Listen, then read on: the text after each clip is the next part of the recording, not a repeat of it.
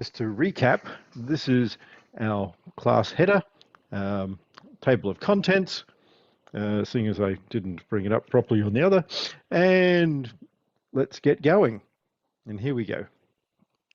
So, as I was saying, the US is a constitutional government, a republic, but under a written constitution. This differs somewhat from the United Kingdom, which actually does have a constitution as well. Some people don't seem to understand that, but here in the UK, we have an unwritten constitution. It's actually more difficult to try and put together. It's a body of common knowledge, of common law documentation, and this in itself binds the government and limits what they can do. So the Constitution limits the power and creates people as citizens rather than subjects. We are the people ruling in a way. So this is something people have got to understand if they want to actually argue against government, etc. They're going to remember that they are part of this government themselves, and if they want to be part of it, they need to engage and act in such a way that they form part of a government. So democracy, republics generally, form under the sovereign power of the people. So that's something many people don't understand. We have the right to vote and, well, vote in and vote out the members of parliament, of the representative party members, etc.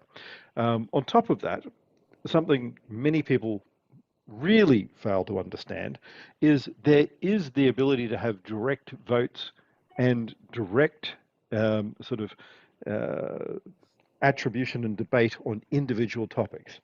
That would be a referendum. Now, the problem with that, of course, is imagine having a referendum for every topic that comes before the parliament. That comes before Congress. So people love to say in crypto anarchy world and anarchy world, wouldn't it be great if we had direct voting? Really? Could you imagine if everything that came up in every part of government, rather than being representative or hierarchical, had to be in the form of a referendum? Every 6 months, we would get one small bit, and by the time we vote for sort of actually paying the salary of the government, everyone would have died and been buried long ago. So not going to work. So we also now move into the notion of equality. There are many different terminologies here.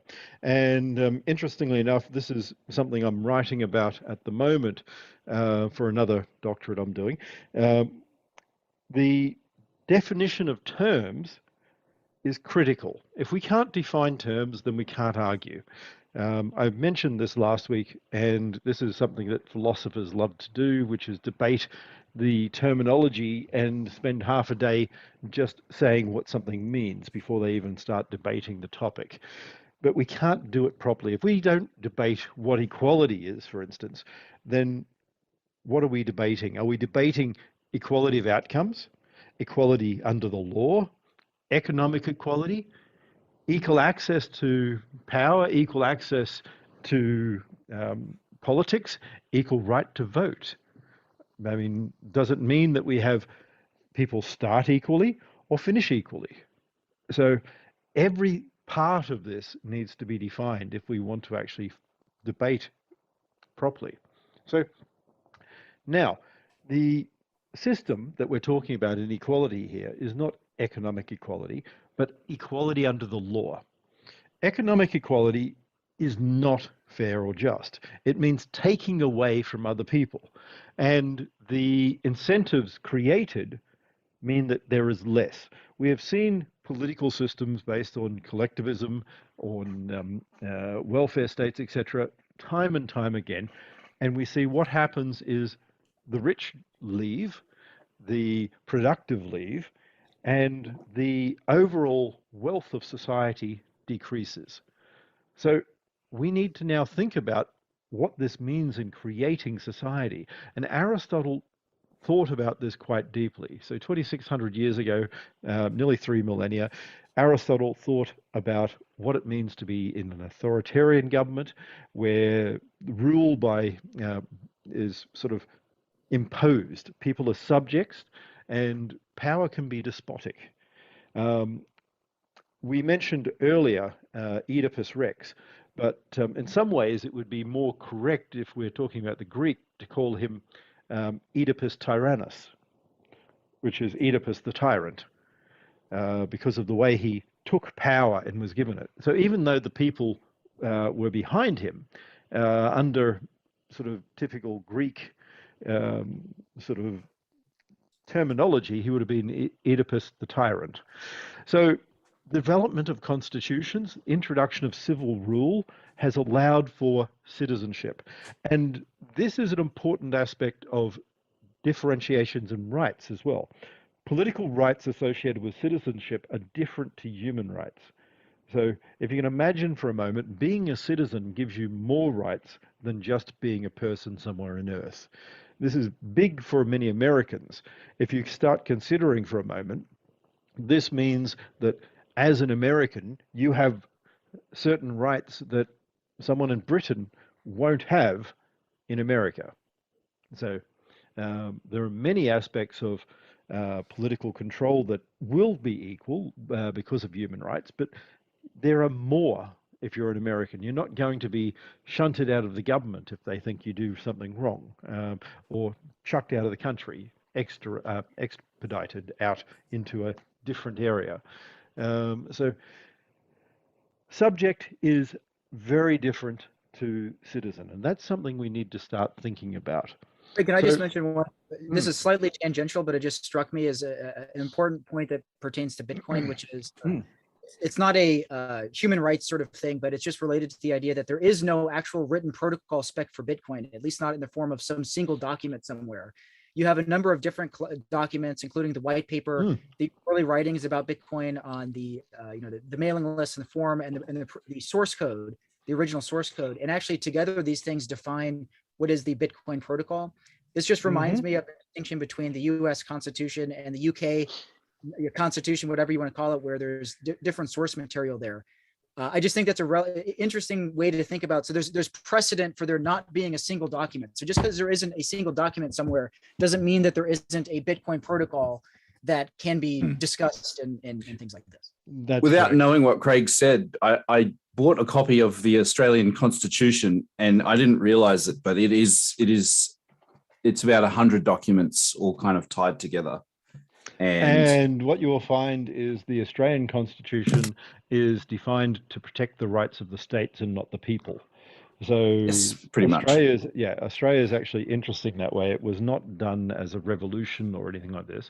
It was done as granting of dominion status in 1901. And as a consequence, the British government ensured that the various states in Australia maintained rights over the others in a federal system. So, but yes, interestingly enough, I mean, something I hadn't thought about, I could have put everything together in a single constitution for Bitcoin, but I studied in a British law school and not an American one at the time, and I forgot how Americans think. I forgot you can't handle things in multiple places. It needs to be terribly simple for you guys, especially those on the West Coast. I mean, you Californians or ex-Californians need something really, really simple and easy.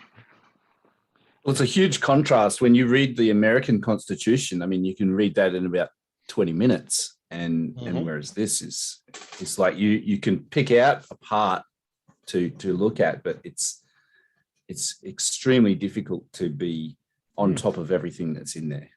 You know? I know, and it keeps getting bigger. That's the only problem, I'd say.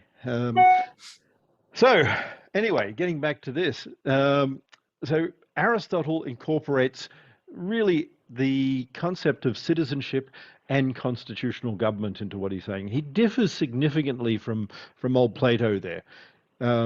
The foundation of Aristotle is objective and also individualistic.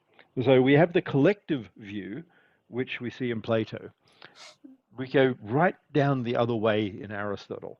And I know we have the old quote from last century of philosophy is just a series of footnotes to Plato, but I would disagree. I think Aristotle actually incorporates a whole lot of new ideas and radically changes some of the sort of concepts that were being argued by Plato. And I think he's quite critical of Plato in this book, like yes, mentions Plato quite a number of times and says, oh, Plato said this, but this is not how you would build an ideal society. Wait till you get to the metaphysics next week. Right. You'll start seeing all his attacks on the materialists, the Platonists, the Pythagoreans. He just rips into everyone. He goes into typical Aristotle. They're wrong because they're wrong. I mean, I probably would have got on well with them. I mean, systematic, and I mean, never know. He might have been an Aspie. He's very much that way. Anyway, so the concept we want to consider is what it means to be an individual living freely under a constitutional government. And more, this is becoming critical again. We have moved away from the end of history, Fukuyama, etc., and we're starting to realize that history doesn't just end, and we're not all going into a bourgeois, mundane boredom that many in sort of the anti-classical modernist type period believed we were going to do. And we moved into this concept of re-envisioning history now. So we're right in the middle of this. We're in the middle of Russia starting to flex and exert its sort of, ability to take over neighbors. We saw that a few years ago in the Crimean. We've slowly seen moving into neighboring states. Now they're trying to move into Kiev, the city in their neighbor. And over time, we're going to see, changing authoritarian governments, growing in power and going back full circle. So we want to ensure that we understand the aspects of different types of society so that we can engage and be part of all of this process. This is really something that should be natural to us. Aristotle said that people naturally form into political bodies. And unfortunately, whether it's politics by any other name or anything like this, we have created a system now where people are shying away from politics and going and finding alternative areas for politics, whether it's on Facebook or Twitter or some of these things. But we're avoiding some of the key aspects of what we need to do to be that political animal that he talks about. So, as I've said, Aristotle is very systematic. He continues at the conclusion of the Nicomachean Ethics, going into note how the incompleteness of the work regarding ethics and morals needs to go into political science. And then what's he do? He goes into political science. So now our predecessors have left the subject of legislation to us unexamined. Well, in part, a bit of a jibe at some of the pre-Socratics and also Plato, looking at the need to actually start working out what the philosophy of government really meant. So morals and happiness, we end on our last sort of lecture in that area, and now we start thinking about what virtue and friendship and pleasure really mean and how that fits into all of this and how we can build a good society. And one of the aspects of what Aristotle comes up with is not just that the state owes us, but as individuals, we owe as well. We have a duty. So rights don't come free. So this is an aspect of sort of morality, ethics, and duty that many of us have forgotten. Not that I'm necessarily a Democrat and I don't like all of the things that Kennedy did, but in asking sort of don't sort of think what you can do for yourself, think what you can do for your nation, there are two aspects there. I think it goes too far at sometimes in that it's presented as what, well, what can you give and how do we make government better? But it should also be how do we build society? And I would rephrase Kennedy more sort of into the nation, not the government. How do we build the nation better? How do we be part of this? How do we form and grow our country? Whether that's being a morally upstanding and virtuous businessman. I mean, I know people sound sort of that out in their heads and they go, "Ooh, that's horrible. That can't work." What, a businessman who's not sort of morally challenged? Well, it can actually occur, and we can have virtue. And this is where virtue and education tie in together. We need to understand and learn how to be virtuous and practice every day until it becomes a habit. So remember we talked about that the other week. So the same comes for forming, informing political systems. And if we want to understand how we create all of this and how we make something that becomes virtuous and good, then we need to practice at it a lot. So let's look at the state. So we go through tracing the origins of things. The genetic method is used extensively in the writing of Aristotle. He talks about things looking at their past, their future, how they grow. And as an example, in looking at the state, we start looking at family units and then tribal units. And as these tribal units start banding together and forming bigger groups, either for protection or trade or just to have an easier life, we form towns and villages and eventually cities. The polis forms, and from there we get to a state. The reason being that as we grow, we need to have more rules and more sort of methodologies to control what people do, just so that things work. Now, that doesn't necessarily mean punishing people. I want you to think for a moment, we have different systems in America and Britain for driving. One of us drives on the left and one of us drives on the right. Do you think it really matters which one was selected? I mean, No, what matters is that we agree, so that we don't run into each other. Exactly. So rules actually matter in these sort of conditions because if everyone has an agreement that we will all drive on the right side of the road, and then someone drives on the left, we have problems, and vice versa. But if everyone here does the same, there's no real negative in everyone driving on one side or the other, unless you happen not to like sitting in a particular part of the car. But I mean, it's not anything that's going to cause huge global problems. So the family, the origin of all political units to Aristotle is family.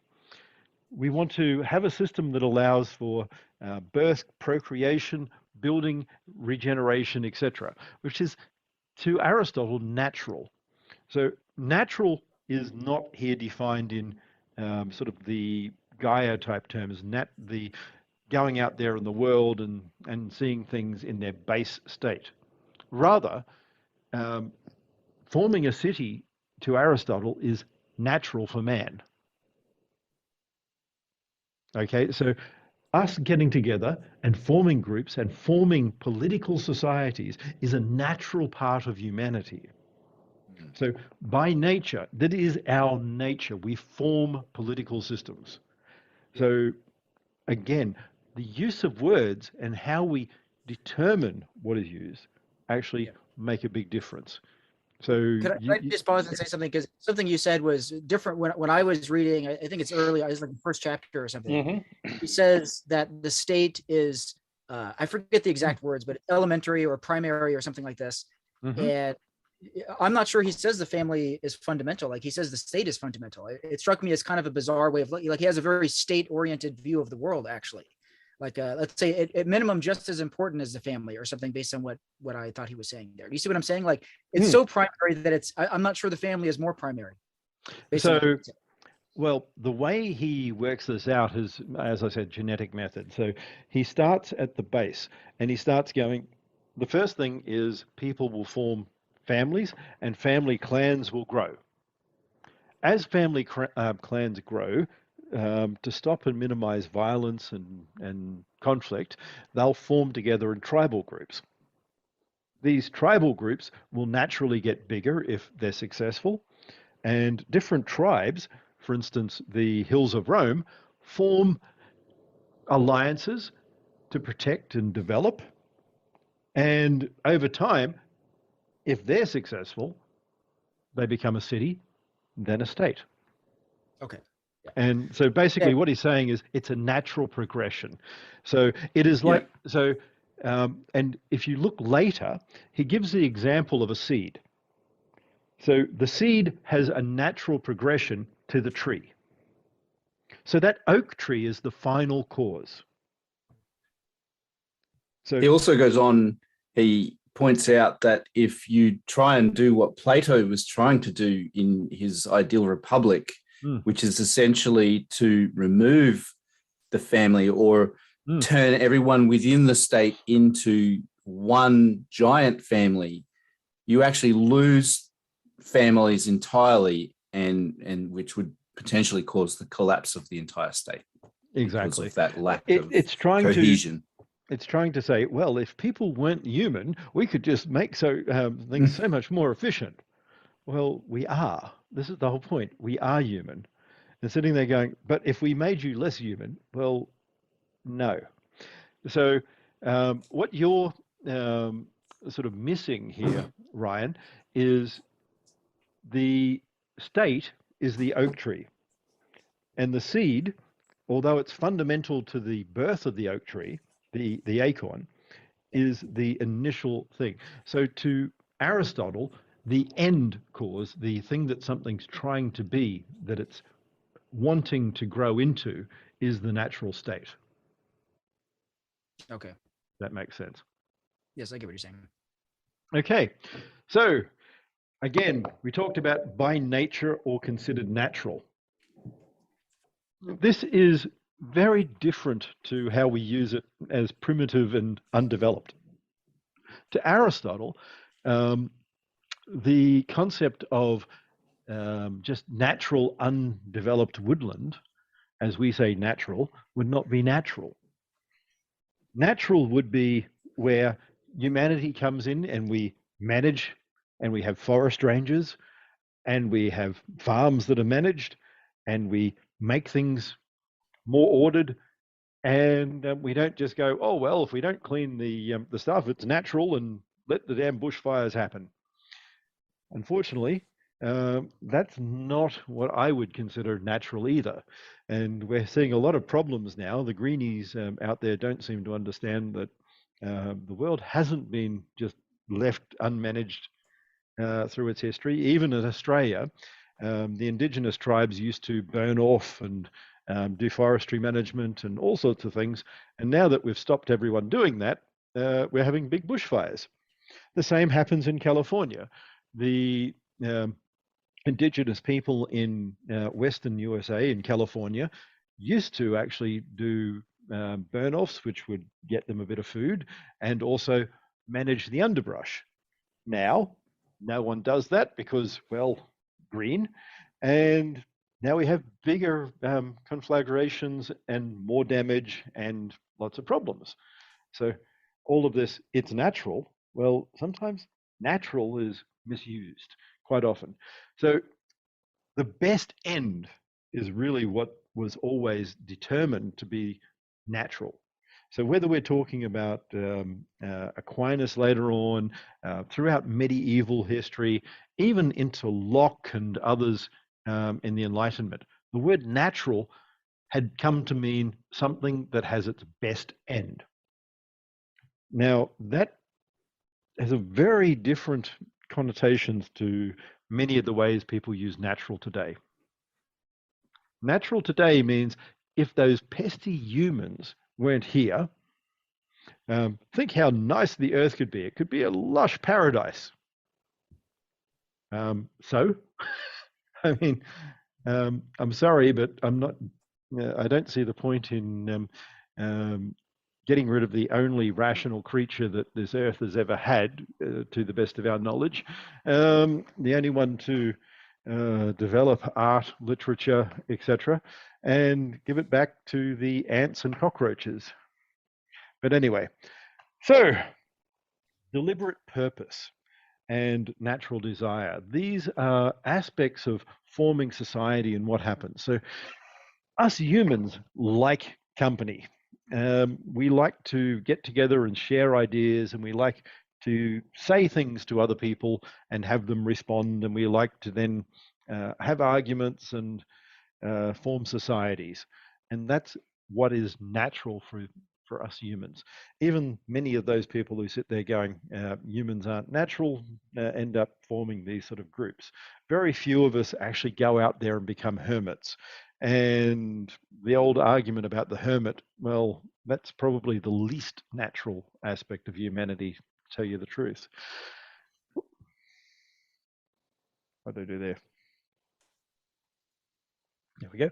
All right, so deliberate versus not deliberate. So when things fully develop, so we mentioned that just before, the thing that is in its mature form.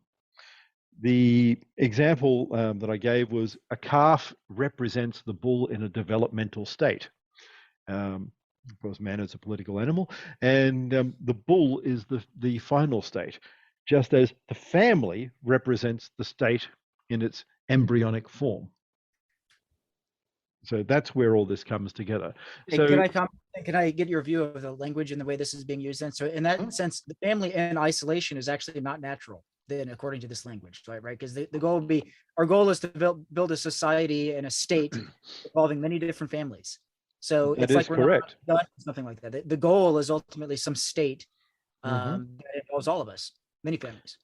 That is correct. Now, if we go back and we look at the Saint Simonians and later Marx with the same ideas, even the romantic ideas of Rousseau and others, what we see is something very unnatural. Marx had this concept, like Plato, of shared families, shared wives, but importantly, he had a very simple life. And it sounds good. We'll have the log cabin. We'll just use what we need, no more. Now, I want you to think about what that means for a moment. What sort of society can be built on a bunch of isolated log cabins? Well, it would be very destitute. Yeah, poor, yeah. So Gandhi also brought this idea back. Gandhi wanted to stop Indians from importing cloth, etc. So what would happen is the Indians were growing cotton, sending it to the mills in Manchester and buying back the made material. Now, Gandhi's idea was, wouldn't it be great if we just spun it here at home? Sounds good, doesn't it? Yeah. We can be self-sufficient. But there's a problem with that. You have to give up something. And the amount of cloth that you can spin at home during the evening was actually less than what you could get by goods and services and money, which I don't think Gandhi seemed to get this point. One of the things he argued with the British was, we give them all our goods and all they do is give us money. I mean, yes, well, there's money stuff. Yeah, I know. You use it for buying goods and services. Unfortunately, Gandhi didn't get that one. And he also had this problem where he thought people should be in small communal groups. Guess what happens all through history when we try and make things not natural in human terms? Guess what happened when Stalin did this and forced the kulaks out? Guess what happens when Mao does this and tries to revert people to a simpler state? Guess what happens when Gandhi did? Yeah, exactly. It doesn't work. Yeah. But yet everyone who wants this idealized society, all these people Nero and Gandhi, Stalin, Mao, Lenin, many others. You force this change and it's not natural. It doesn't fit. The end doesn't work. And we end up with lots of death, lots of starvation, and none of the changes that people want. I mean, I'm sorry to say, but in China, there is no natural peasant state. As soon as the oppression stopped, it reverted. In Russia, doesn't exist. Nowhere where people try it does it ever work. We've seen it again and again after the 1950s in Africa, in Asia. Again, the only way that this continues to work is something like North Korea, where you oppress people and take away their freedom. So we sit there and we argue, oh, wouldn't it be good if things were natural? But what is natural? Natural for people is forming society, is forming cities, is getting together. It is being in groups. It is being a political animal. So is the state natural? Well, I will argue, like Aristotle, yes. Now, this doesn't mean that every form of state is equal. So I've had some arguments with a lot of people, including crypto anarchists like Mr. Roger Ver and others, who, well, basically call me a statist. But believing that states are inevitable, what is the alternative? So you can sit there going, oh, but in anarchy, everyone will just get together and naturally agree. How? How do they form consensus? So what do? We end up getting rules, and guess what? It's no longer anarchist. But of course, what these anarchists will tell you is if you just follow my system, not the system that's there, not the system that the majority of people voted for, and you remember, this is a democratic republic where most people have agreed to this. And yes, there are trade-offs, and no, it's not perfect. Because guess what? If you get 3 people in a room and they all have different views, you can't have anything but trade-offs. If one person wants to see a movie and one wants to go to the theater and one wants to go to the football and they want to all do this together, guess what? There isn't a simple solution. So we can then trade and go, hey, I'll go to the football this time if you do blah. Yeah. Okay. Guess what? Can I play devil's advocate for a moment? Because the way libertarians give their argument, if they're favorable to anarchy, is different than what you're saying. They don't usually say no rules. They say things like no aggression. So it's more like a specific type of action that happens. So they say things like, you know, the non-aggression principle is the idea that you shouldn't initiate the use of violence, which is if the state is by definition. Yeah, I won't. I'll just interrupt you there before you keep going. Yeah. I mean, that's not a libertarian principle. That's a it's just not a libertarian principle. If you read Mises or anything like that, government and everything are in there. So I'm sorry that I'm going to interrupt. That's become part of it. And it's wrong anyway, because the first argument is, but I don't agree. And what are you going to do? And every single one of them, including Mr. Ver, says we'll force you. So anyway, back to your argument. Okay, yeah. Well, that's, I mean, you could argue that it's fine, but there are people that identify as libertarian that say these things, and there are definitions of it. It may not be Mises. I'm pretty sure that's Rothbard, though. And I could point to other websites and things that say things like this, but I'm sure there are plenty of people that are libertarian that don't look at it that way. But anyway. I know, but if you read Rothbard, he still has what do you call it? Defense forces. He still has police forces.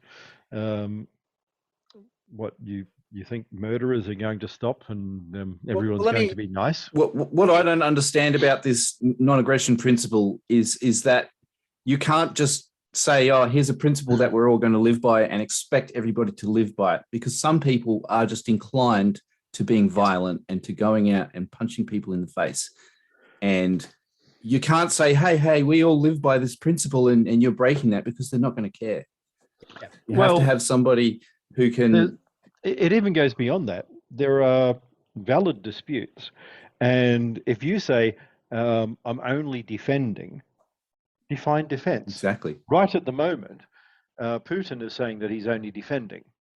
He is saying traditionally, going back before the Soviets, when, that whole bloc was actually part of, everything. Going back to the Russian sort of empire, all of those places were all part of Russia. So his argument is, well, NATO will be on my door, I'm defending. Yeah. So could I? Yeah, please do. Yeah, well, I just want to say, I think there are two different definitions of the state, and this comes back to this idea of the importance of defining things. And I see two different definitions here. One is, again, like in the libertarian literature I've read, they define the state as the institution with a monopoly on the use of force in a particular area. Mm-hmm. There's a different definition, which is the one that you seem to be saying, Craig, which is something like, it's the de facto set of rules that we're living under. And I don't mean to put words in your mouth, but that's more like, these strike me as two different ways of defining the state. Well, I mean, the other is trying to emphasize force. Now, think about it for a moment, though. If you have a police force, you have to have force. How do you set rules, and how do you enforce rules? By definition, enforcing rules. So you can't just go, everyone's going to be nice. I mean, that sort of utopian BS. Yeah. This is real world. So sitting there going, oh, well, don't be a thief. Please don't steal my money. Really? How do you enforce someone going into court? Yeah. I mean, sitting there and going, oh, well, they'll turn up. They won't. Really? How you define force is very vague, and that's part of the issue. So, yeah. It's also contradictory in many parts. I mean, when you sit there and you say, oh, well, people will decide to be part of it. Why? Why would they be? I mean, why would someone who is a parasite on society, who is a thief or is a druggie or something like that, want to suddenly just go, oh, well, this is all good, I'll be part of it? Doesn't work that way. I mean, this is the irony here, and I've gone through this. It's been tried over 1,000 times that I know of. All this, it's never been tried. Bullshit. It has been tried on large scale, small scale, at least 1,000 times. Yeah. And do you know what's happened every single time one of these communities has happened? Fails. Not just, no, extreme violence. Okay. Without exception. There has not been a single case where at least 10% of the population hasn't been maimed, injured, and murdered. There hasn't been a single case without rape, a single case without assault. Murder is just ubiquitous. I love the example in, where was it, in Seattle, where they declared this little police-free zone and said, oh, you know, we're gonna set up our own zone and there's no police in here. And the very next day, a bloke showed up with a gun and started going around to all the shops and demanding money as a protection racket. And it was like, well, this is what you're asking for. How do you like it? You know, it's just so obvious that this is where it's going to go every time. I know. But everyone says, oh, but wouldn't it be nice if everyone was nice? But everyone's not nice. They're not nice. So some people, will be if society makes them. But even then, not always. So let's see. Aristotle actually preempts a number of things that are quite interesting. Aristotle preempts what will happen if we mechanize work. Think about this, 2,600 years ago, and he talks about how slaves wouldn't be needed if we had mechanized systems. Now, the mechanized systems in the time of Aristotle were fairly simple. There were some clockwork devices and other such things. They were very rare and expensive. But he had the ability to think, what if we automate things? What if we build something so that we don't need all this slavish work? Which was a very interesting sort of early way of thinking about where we're heading towards now. But still, we're still not replacing all of that work. I mean, I know people sit there in Silicon Valley and say how the world has been eaten by software. It's not. I can tell you there is more paper being used today than there was 50 years ago. So we still have desks, we still have all this other stuff. And despite the Silicon Valley Mark Andreessens of the world is not moving away from printing everything, and it's not moving away from copying everything, and it's not moving into this automated system where we won't have truck drivers or other such things. At least not while Teslas keep not recognizing a truck because it is painted white. Because who thought anyone would ever paint a truck white? Yeah, could I just point out something? Something occurs to me while you're saying this, like what they've actually automated. I'm gonna use a strong word here, but they've automated enslaving people. And when I say that word in that way, it's like because Silicon Valley, Google, and Facebook in particular, their whole business models rely on data about humans. But they've automated the process of actually getting all your data. But their business would make no sense whatsoever. They wouldn't even survive if the people actually went away. Everything they're doing depends on people. So the part that's automated is the enslaving of people. Yeah, so we actually create a system that makes more menial work. That's something people don't realize with the move towards the gig economy. We're actually not removing menial work, we're creating it. There is more menial work now than there used to be. The Amazon Turk and things like that type systems aren't giving opportunities probably where they're actually going to be most welcome in Africa or India or something like this so much. They're giving them to places that are maybe middle income or even US. So ironically, it's not the promise that everyone thought. And it's not even just Amazon Turk, just even social media itself, because what they've done is they've changed people's behavior to be more engaged on social media. That's a type of work that they're all doing just so that you can give your data to them so that they can monetize you. So they're keep your app open, click things, be monitored all the time. Yeah. Like these messages, we'll farm your opinion and turn it into advertising money. Yep. Yeah. So anyway, there's an interesting topic that Aristotle also goes into in this area that many people will shy away from now. I still think it needs to be addressed. Aristotle talks about the concept of natural slavery or natural leadership or natural rulers. Now, I don't know if I'd use the word slave anymore, but I do think there are people who are naturally followers and those who are naturally leaders, although that can be developed. But there are definitely people who don't really want to take the lead in society. There are people who don't want to be part of politics other than just to have life happen to them. And this is an important aspect we need to actually investigate more and study more, in my opinion. Sitting there going, oh, well, everyone's equal. Well, that sounds nice, but reality shouldn't be premised on ideologues. Reality should be premised on actually understanding and taking knowledge and, looking at how people interact, to tell you the truth.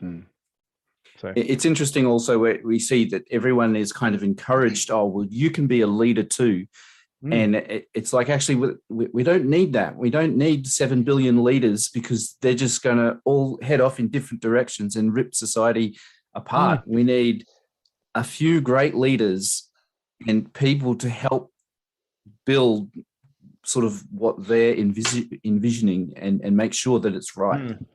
I'd actually even argue that what we also need are better followers. In many cases, what we'll find is we have followers who um, are engaged and help the leader. And those individuals do much more than people understand. It's not just, well, there's someone in charge, but it is an engaged follower who can implement and operate and interact and grow leadership itself. So Could that be what he meant? Just because it's very striking the way that Aristotle talks about some things, including just he takes it for granted the existence of masters and slaves, which is just bizarre. If you don't like slavery, it sounds like how could you just assume the existence of slaves?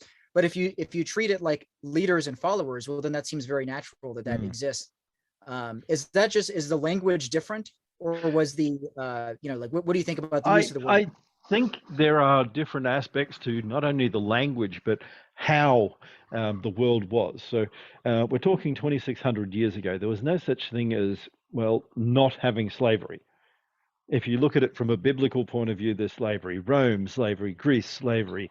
Iranians or Persians, slavery. Throughout Africa, slavery. Everyone had slavery. So that doesn't make it necessarily, it doesn't make it right, but it wasn't the state that we ended up with after the sort of United States changed slavery to a race-based thing. So it was very different in some ways as well, but and different rights and different societies had different implementations of that. But equally, we could also look at it as something where we have people who are leaders and followers, those who take charge, those who want to be politically active, and those who don't. So that brings me on to the Declaration of Independence, document from your country, Ryan. We hold these truths to be self-evident that all men are created equal and that they are endowed by their Creator with certain unalienable rights, that amongst these are life, liberty, and the pursuit of happiness, which, although the founding fathers of the United States were very much sort of aligned with many ideas that Aristotle had, there are also others that they differed from. So 2,500 years, of course, makes a little difference in how things work. So, as I said, taking the words a little bit differently, some people should be leaders, masters, and some people should follow. So looking at natural, some people are better suited for following, some people will fail to lead. And if we look at these concepts that he argued in that point, we have to remember that even when we think about leader, follower, or even in history, slavery, at no point was the slave an animal. It was always still human. Slaves, even through our history, were human. So there's something different to the idea of lower nature that Aristotle put. And going back to this idea now, mechanization, we have to now think, do machines have limits? Now, going further on this one, I'll say there are people who argue artificial intelligence is going to replace thought. Because if you think about it for a moment, there are artificial intelligence machines that will produce music. For instance, the Beatles' White Album, you could extend it and have music that sounds very much like the Beatles, very similar, but there is a difference. Can you tell me what that difference is? Human creativity. Well, yes, very much so.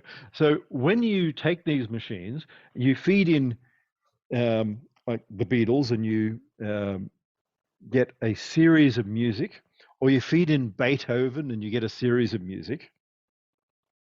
The difference is if you're taking early Beatles music, you don't get the White Album.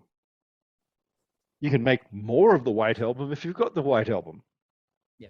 But here's the other point, and this one's really critical. Beethoven had over 1,000 tracks, 1,000 pieces of music. Very few of those are remembered. Very few of those are listened to. When I was young, I decided to actually listen to all of Mozart, Beethoven, Bach, Rachmaninoff, a number of others, and I did. And I can tell you that there is a lot of absolute trash by Mozart and even Handel and others. There are some pithy little stupid pieces that you go, is this really Mozart? And the thing is, when you write over 1,000 pieces of music, some of them will be better than others. And sometimes they're not really memorable, if we want to put it lightly. And here's the output of all of that. Machines very easily make lots of trash. What they haven't even once done is made anything that replaces or betters what they had. So you hear about these machines making new versions of Beatles tracks or new versions of Mozart. There's a reason why none of them have ever gone #1 on the pops, or none of them are considered masterpieces. They're taking what was there and they're not adding the human spark and creativity. And that's what really differentiates us. So that is the limitation. Machines do some things that us humans find hard, and they do it really easily. But equally, machines find a lot of things that us humans take for granted and find them amazingly hard. So that's something. One of the big differences in between the time when a machine is writing one track and its next track, it's sitting there doing nothing. Mm-hmm. It's doing the human equivalent of staring or wearing a bag over its head, whereas a human is still living life and gaining experience, and all of that experience then goes on to flavor the music. You know, the Beatles would have never come up with their later stuff if they weren't out there experimenting with substances and living their best life. And, you know, and a machine's not going to go and do that. No, not really. And there are many other sort of differences with machines as well. But Aristotle also goes into microeconomics, looking at the economics of small business, the home, etc. He didn't study large corporations because, well, they didn't exist. Very, very simply. There were no Googles at the time, so he couldn't study them because there weren't any. So we'll forgive him for that one. But in doing this, he comes up with the idea that there are moral aspects to everything, including wealth. So if we're making money, there are good ways of making money and bad ways of making money. And looking at the crypto market today, Aristotle would probably argue that people who are speculating on crypto are in a zero-sum game that is not doing anything positive. All they're doing is creating a bubble, and there's nothing developed. There's no capital. There's no underlying wealth. So taking money from one side to the other, that's not natural wealth in Aristotle's view. On the other hand, building something, developing a company, making something that delivers more goods and services to people, that is what we would call natural wealth. So this is where a lot of the anti-usury laws occurred in the medieval sort of days. They took the words of Aristotle quite seriously and developed the ideas, and these entered the Catholic Church and became quite strong there, and also the Islamic scholars at the time did the same. So we like to sit there and say, oh, you can't do this without having interest on interest, etc. Bull.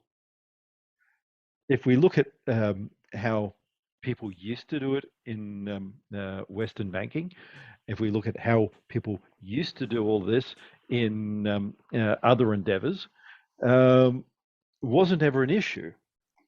The issue wasn't, can I raise money to go out there and have a fleet to go trade?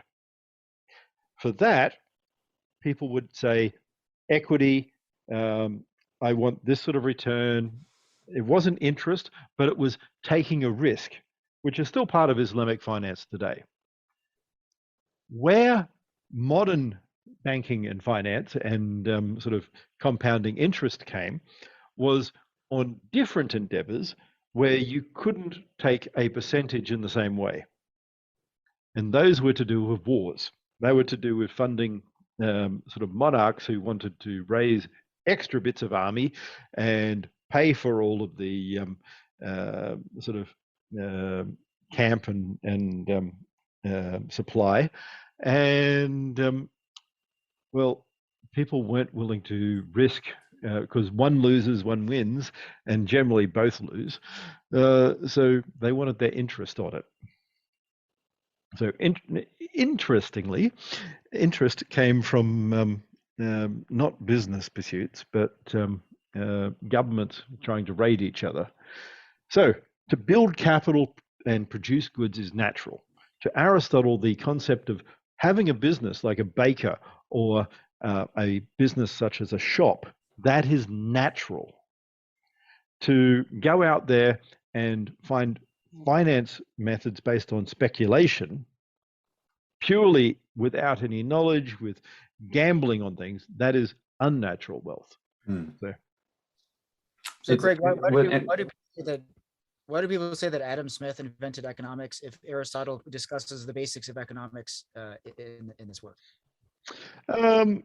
Well, Adam Smith took it a lot further, but many of the ideas did exist.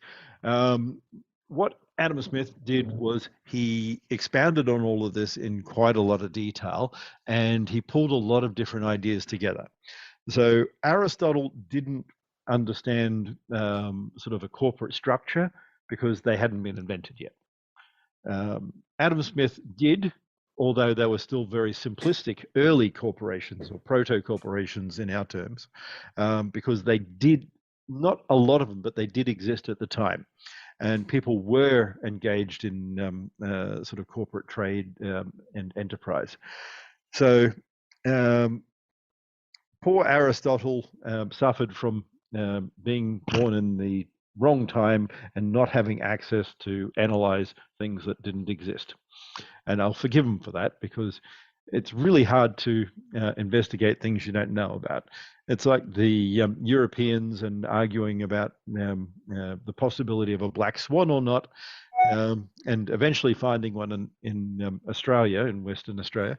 But, well, you can't really blame them when you've investigated, well, there's none in Africa, and there's none in Europe, and there's none in India, and there's none in Asia, there's none in the islands, there's none in the Indies, there's none in America, North or South.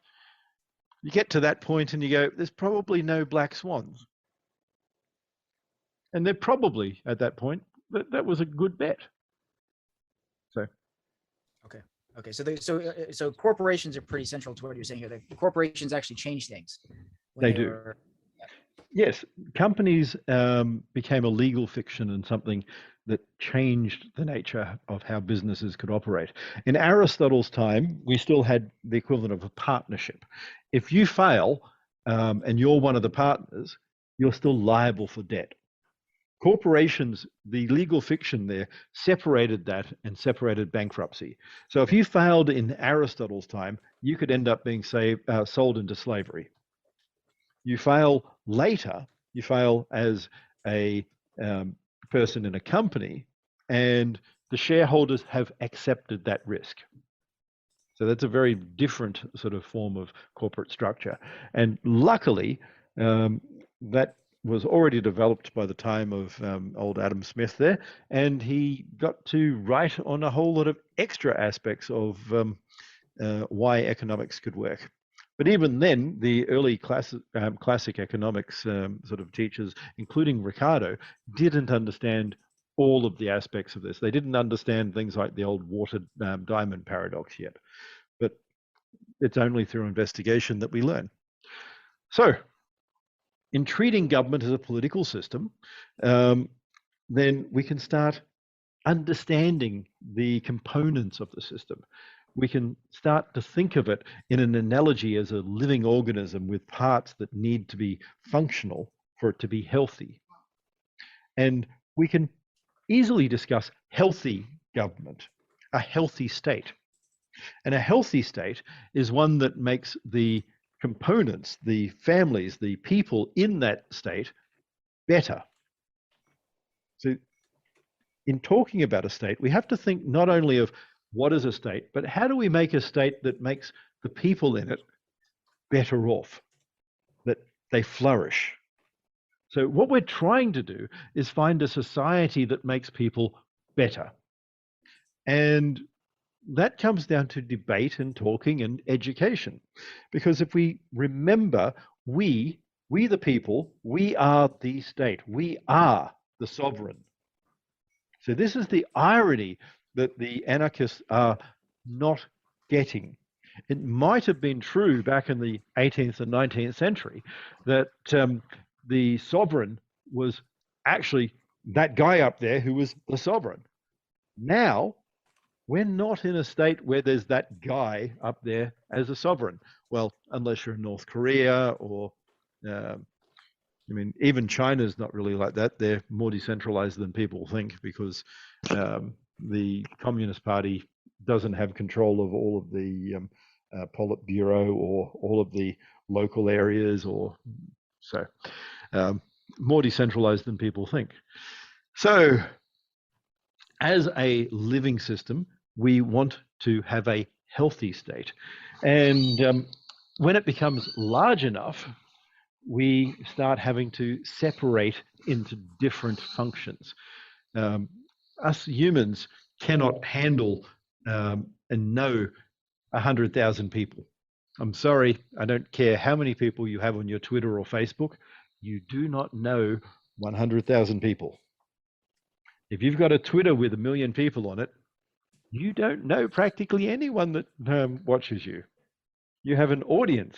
You don't have anyone you know. Even if you engage with a few people randomly, yeah, not going to work.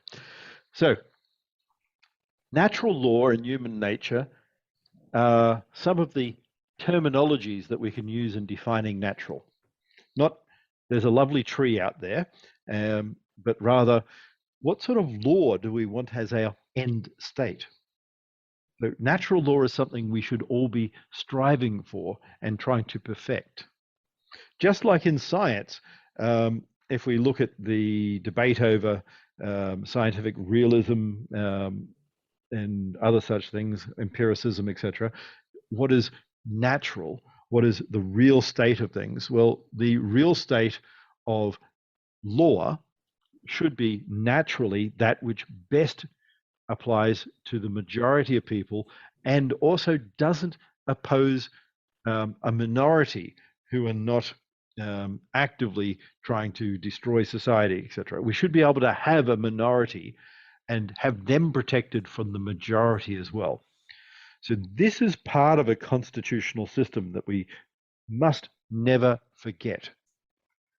The majority are equally able to oppress.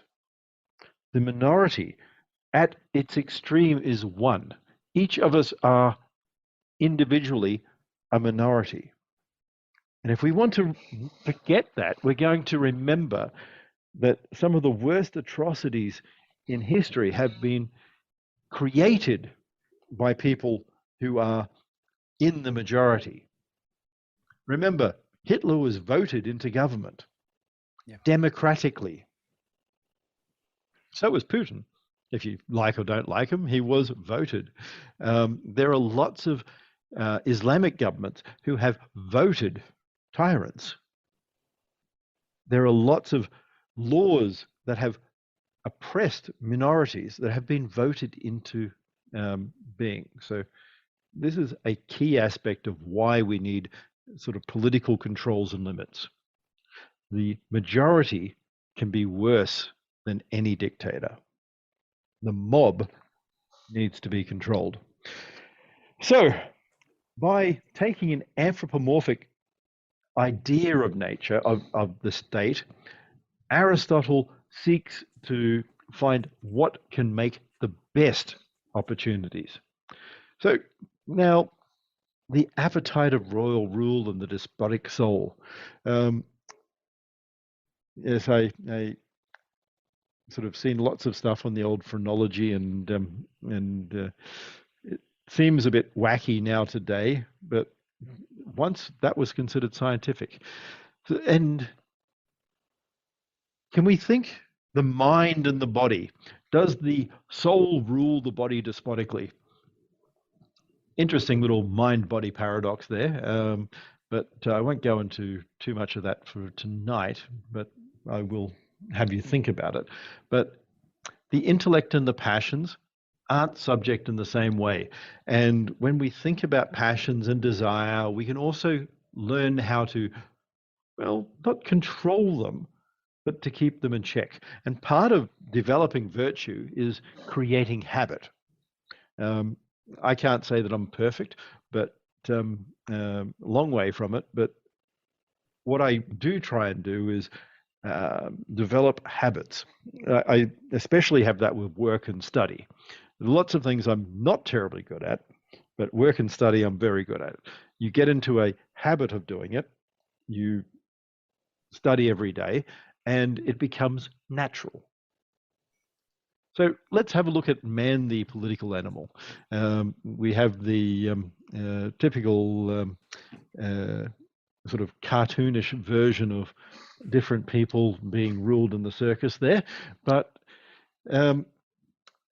man is a rational animal. This is one of the key aspects of how we differ from the other animals.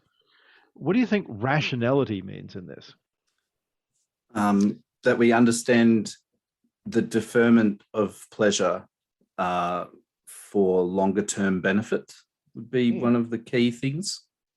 Yes, and this develops over time. On psychological experiments with children, we find that you get 2 ice creams if you wait, and children will say, oh, yes, I'll do that. And then you walk out of the room, of course, the first thing they do is eat the ice cream in the room. I mean, as we get to be older, some of us at least, develop the capacity to put off and invest in our time and have things longer term. Not everyone does, but that's something that reason allows us to do. And there's a lot of anti-homo economicus type things, but the problem is that the idea of homo economicus that people are trying to tear down as a straw man, to be honest. The original version of economic rational man and what people are putting up there as this ideal Spock-like creature, very different. And even then, when people talked about rational man, they weren't talking about every person on Earth. Nobody arguing 200 years ago was arguing that all people are rational animals. Economic man was the ideal. It was the thing to be strived for.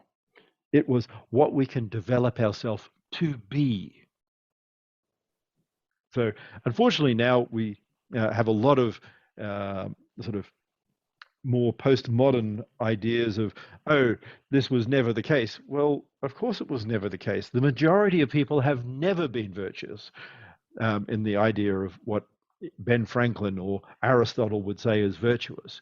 The majority of people haven't been sort of hardworking, endeavoring to strive for a better world. The majority of people care about themselves and their family and not much more. And that's not necessarily bad, but it's just, you can't take the straw man and say that that's reality. So it also comes to in-group and out-group. Remember, not everyone sees everyone the same. I don't care whether you think that we all should be equal and blah, blah, blah. The reality is none of us do. We will see our football club. We will see our group at work, our department, and we have in-groups. I've been involved as a IT person or an auditor or many other different roles through my career. And I will tell you very, very succinctly that when you come in as an auditor, you have that group, and then you have the group being audited. Even internally in firms, this works. When you're in IT, there's the IT guys, and then there's the finance guys. And we form groups. We form tribes.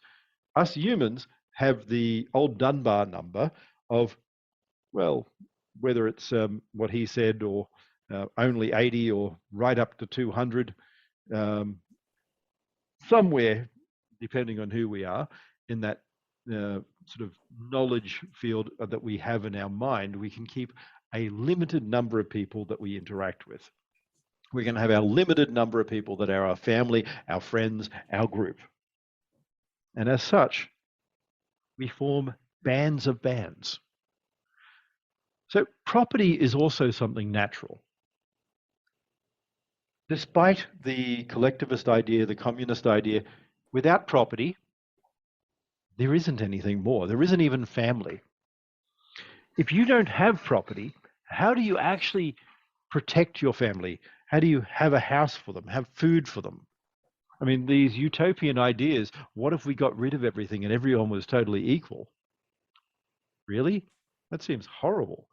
I mean, Thomas More in Utopia talked about concrete structures that were built exactly the same, had the same gardens, and were decorated the same, and to ensure that nobody took it upon themselves to actually make the place look nice, every 6 months or a year, we pick everyone up and we randomly move them to another one. That's utopia. So nobody ever has anything more or envies anyone. Doesn't that sound wonderful? Don't you wish you lived in utopia? Yeah, sounds great. I know. So anytime you build a garden out the front, someone else gets it. If you paint your wall, it's for someone else. Yay. Well, there'd be no, I mean, unless you're going to build the exact same garden as out the front of everyone else's house, I assume you would be prevented from adding any individuality into what you're, well, it's not something that you have because you don't possess it. So in reality, what happens is nobody gives a crap about the gardens and they all just turn into weed beds. Exactly, because everyone just gets moved. Why would you actually care about maintaining the paint? I mean, all this, oh, everyone's going to keep it equal. No, this whole unnatural aspect of how about we change humanity to be different? How about we actually work with what we have? Yes, we're flawed. We're not perfect. But we've made some remarkable art, some remarkable architecture, some aesthetically magnificent creations. And yet people sit there going, why don't we get rid of all that? How about we stop people doing that sort of shit and we actually accept that humans aren't perfect? Get over it. But we do need property. Without property, well, we have lots of problems. I know we keep trying to get rid of it. Marx did it. Stalin did it. Lenin did it. We keep trying to downgrade the family. We keep trying to say, what if we get rid of all this stuff? We keep saying, wouldn't it be nice if everyone... Well, here's the thing. All these people are forcing their ideas on everyone else. That's the only way any of these other things happen. because none of us have the same concepts, the same likes, the same needs. So property allows us to actually fulfill some of our needs. We can strive for more. And guess what? If we educate people, then we do have social mobility. I know people hate it, but I started off really dirt poor. And that's the sort of thing people hate these days because, oh, you can't have social mobility. Well, actually, you can. You have to teach people to want it, not to force something, but to build, not to gamble, but to build. And that's part of educating as well. So getting back to the natural and unnatural art of money. So we have this nice guy in the finance, and we have that guy with the sort of blue collar type environment. And this is one of the areas that many people incorrectly get wrong and attack in the wrong way. I agree, that picture is fairly accurate. And finance causes huge amounts of problems. I mean, right at the moment, the finance system is taking some of the best people to do reshuffling of money. Think about that. We have people who are trained as physicists and engineers. I was offered a job in London back in like 2005 or something, because I had training in not only security but securities. I've got a master's in banking and quantitative finance, and I had people wanted to hire me. I think they actually offered me 1.1 million pounds a year, huge amount of money, which well, people in my life were not happy that I turned down. Basically to build better algorithms to search for arbitrage. And I know that that's an opportunity. And people say, oh, well, that helps solve the market. But think about it for a moment. Is it really that important that you find a 0.001% difference between two different markets that exists for a nanosecond? Really? You're just exploiting friction in the market and collecting sawdust. Exactly. Now, this is where we are going wrong. And I'm not against finance. I'm against so much. And banks that aren't even servicing people anymore is wrong. I mean, yes, there's not as much need for branches, but there is a need for some. And not everything needs to be online. Sorry. It's nice to actually have somewhere to drop things in and talk to someone and get something that you physically need signed, rather than sending it in the post and hoping. So this concept of money, if you make money, it's good. That's a problem. And Aristotle defined that quite well. So making money for the sake of money as an end is a circular argument. Because if you consider what it means, what are you creating? Society is lessened because of it. It has less. If you took those individuals and instead of being in quantitative finance, they developed new engineering products, they invented new theories in physics, they created new mathematics, society grows. We have more, we build more. But when we're all doing a zero-sum game, moving a dollar around, we're not. So ironically, as the guy who created a currency system that people say now, it's actually digital money and it's not currency, I will say it's the wrong way of looking at this. The purpose of Bitcoin is cash. And the purpose of finance should be getting people to build things, not to speculate on houses. It should be helping people build a bakery and service customers. It should be giving money to the end, not moving money around. Because wealth is all those goods and services in society, and they're what we need to grow. And part of why we have a slowdown in the American and British economy isn't that, oh, we're that big, we can't invent anymore.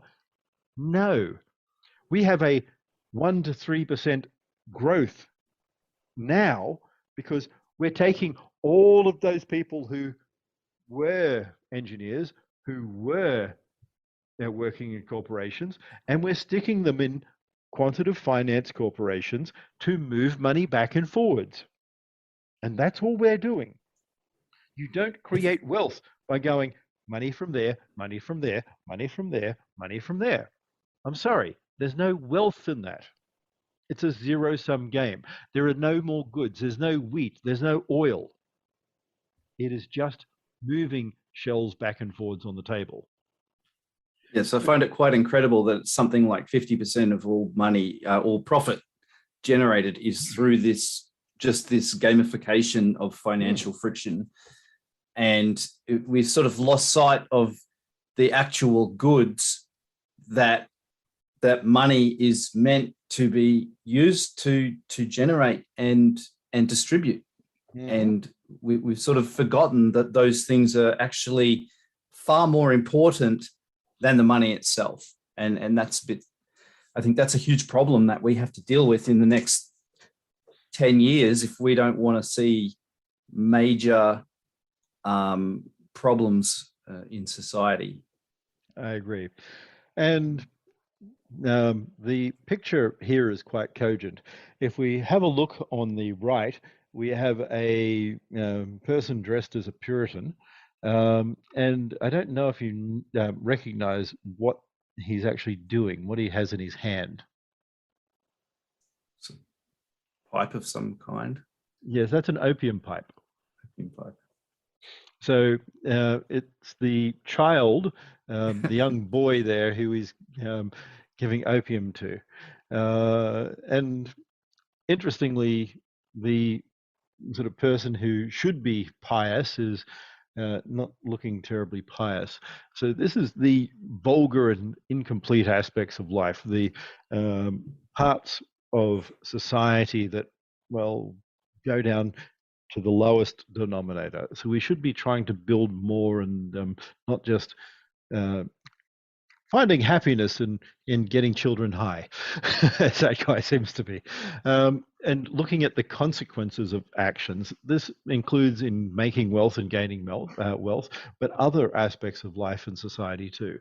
So if we seek wealth, fame, and power just for the mere wanting to be wealthier and more powerful, then there are problems that are associated with that. We should look at our current political system and we will notice that on all sides, we're creating that problems. So I won't go into all the questions tonight. It's already coming up to 8:30, but different positions to think about when you're going over the work.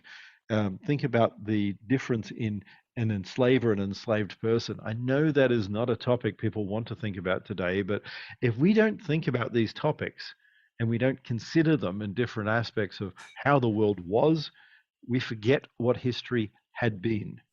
And if we forget and we don't remember the past, well, we're doomed to repeat it bit. But I'm more on the alignment with Mark Twain in this one, which is history doesn't repeat, but it sure does rhyme. So that would be it's very possible that slavery will be brought back, but it'll just be called something else, and we just won't understand that that's what it is. Yeah. I mean, you've got to remember that there are many places in Africa, Middle East, even in some of the stands in Central Asia, some Asian countries where slavery exists right now. People smuggling exists right now. So even outside of legal slavery, which does exist in this world, then we have people smuggling through South America, even into the United States. There are people in the United States who are effectively enslaved. So this is something we cannot forget. All right. So we're continuing with old Mr. Aristotle next week. We're going into the metaphysics, and we're going to learn a little bit about non-contradiction and contradiction, and some of the ridiculous alternatives that happen when we try and make things relativistic. So Sounds thank very you. good. Thank you And very some much, Craig. references. All right. Have a great night, guys. All right. See ya. You too. See you.